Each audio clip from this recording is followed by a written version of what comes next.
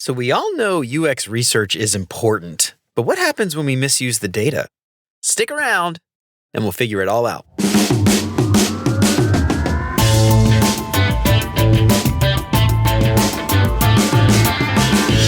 So here's a story about how my team was led astray due to a pretty common cognitive bias.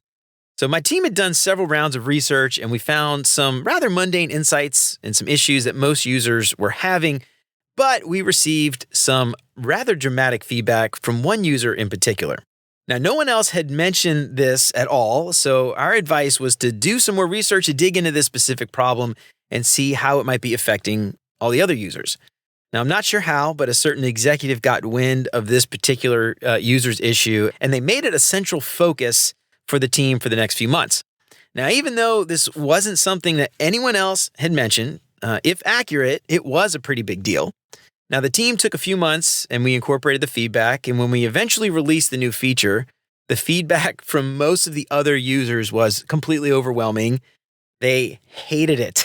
We got so much pushback that we had to spend the next few months taking out all of what we had just spent months putting in. So many things went wrong here, but one of the main issues was the executive's laser focus on this one big dramatic issue over the countless other more mundane problems that we heard about from all the other users.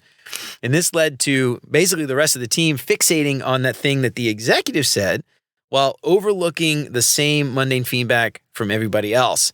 And the end result was a lot of wasted time, a lot of wasted effort, and a lot of wasted resources because the entire team focused on that one squeaky wheel. So today we're going to talk about the focusing effect. So what's the focusing effect? Well, we tend to overestimate the importance or the impact of information that readily comes to mind when we make decisions. And as a result, our choices and our judgments, they might be skewed a little bit. And we may tend to overlook more important but boring factors. So unlike some of the other biases that we've covered here in the show, the focusing effect doesn't have one singular point of origin that's as clearly documented as some of the other cognitive biases. It kind of evolved from a more broader discussion about how individuals give disproportionate weight to certain aspects of their experience. So this bias is closely related to the concept of what you see is all there is. You might see this as WYSIATI. I have no idea if this is how you say it, but I'm going to say it, Wisiati. It's a term coined by the late Daniel Kahneman. So Wisiati describes how people tend to rely on that readily available information, and they tend to ignore what they don't see. So they don't consider what they don't see. So Kahneman and Tversky, their work has revealed how cognitive biases like the focusing effect, it can lead to eventually systematic errors in judgment and decision-making on a larger scale. And in practical terms, the focusing effect can manifest in various ways, all the way from personal decision-making to even more significant leadership decisions. And that narrow focus can ultimately lead to more regrettable choices down the line. So the focusing effect can have major implications for personal and professional lives as well. It can dramatically influence how we make decisions about our own lives, but it can also have a huge impact on how our teams make decisions. And that can lead to focus on those tiny little narrow aspects of a decision. So for example, if we're deciding whether to take a job offer, we might focus only on that one aspect like salary, but we might ignore more important benefits like health insurance or retirement benefits or something more abstract like work-life balance. And in this case, focusing on the salary can lead to more long-term downsides if we really don't think it through well. And when it comes to team dynamics, the possibilities of falling for the focus effect are almost infinite, as the example that I gave you. But teams can pay special attention to what senior leadership has to say. They might ignore other more immediate concerns that could have more significant implications in the short term. So by recognizing the focusing effect and actively working to counteract it, we can make more balanced and holistic decisions. So how do we do that? Well, let's talk about some key takeaways here. So first, be aware of your own narrative.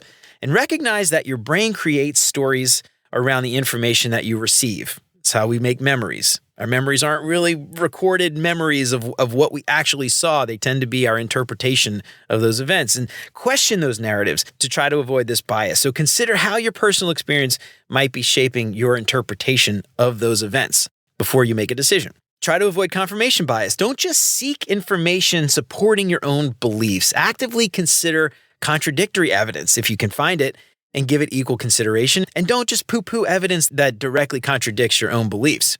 Try to seek diverse perspectives. Try to consult with people with different expertise that can help broaden your understanding of the topic.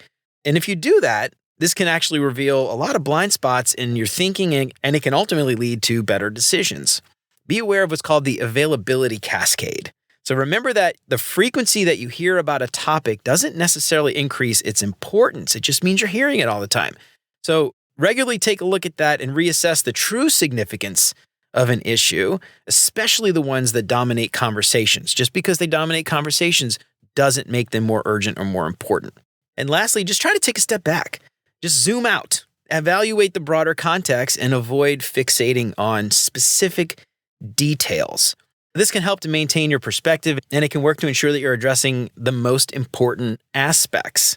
Well, all right, y'all, that's it for the Cognition Catalog for today. I hope I helped to shed a little bit of light on what the focusing effect is and how we can try to avoid some of these pitfalls at home and at work. But I'm curious, have you run into any of these issues related to the focusing effect before? How'd you get through it? I'd love to hear about it. Let me know what you think on LinkedIn or shoot me an email at hello@beyonduxdesign.com. I'd love to hear from you. If you like what you heard today, don't forget to subscribe wherever you listen to podcasts.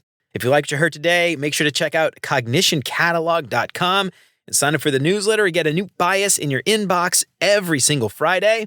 And if you think you're getting something out of the show, then I would love it if you left a 5-star review. That would help me out so much. And if you want to pick up some big, beautiful art prints that highlight a few of these select biases, head on over to beyonduxdesign.com/shop. Get free shipping on all orders over $30 and use the code LISTENER to get 10% off your entire order. And if you have a favorite bias that you want to see in print, let me know. I'd be happy to take requests. Until next time, remember, you're more than a designer because there's more to UX than design. I'll see you around. Take care, y'all.